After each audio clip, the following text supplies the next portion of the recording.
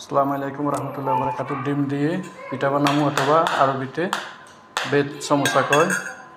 প্রথমত ডিমের সিদ্ধ করে এভাবে নিতে হইব, আর রুটি বানায় এভাবে পাতলা করে নিতে হইব, আর লাগবে একটা খাঁজ। এখন এভাবে এখান থেকে রুটিটা এখানে নিয়ে এখানে এভাবে বসাই দিতে হবে।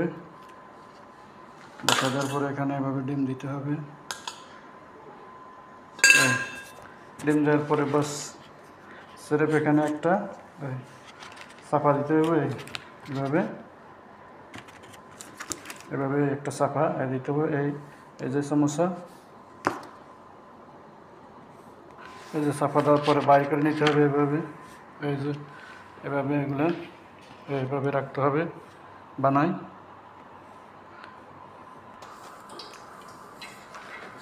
এভাবে সবগুলো বানিয়ে নিচ্ছি। এখন এখানে বাসা তেলে ভাজতে হইব। তেল গরম দিছি,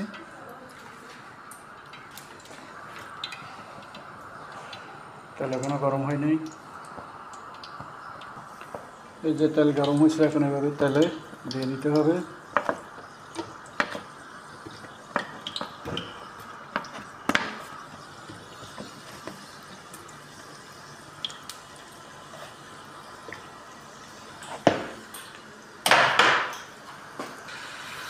এই যে এরপরে উল্টিয়ে দিতে হবে। এক পিঠ হয়ে গেছে। এই যে উল্টিয়ে পাল্টিয়ে এভাবে লাল করে ভেজে নিচ্ছি।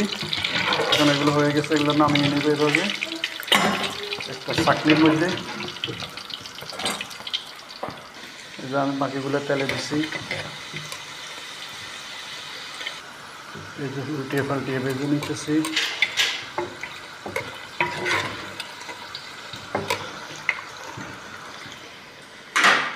আবার এখানে বানাইতেছি শুরবা।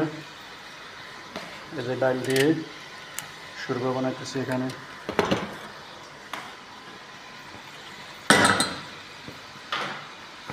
এই যে এগুলো লাল হয়ে গেছে, এখন নামিয়ে নেব।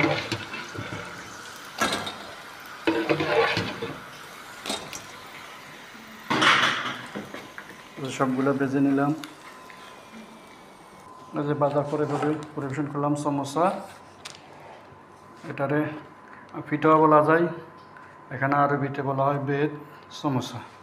মানে ভিতরে আন্ডা দিছি, এখন বেদ সমোসা হয়েছে এই।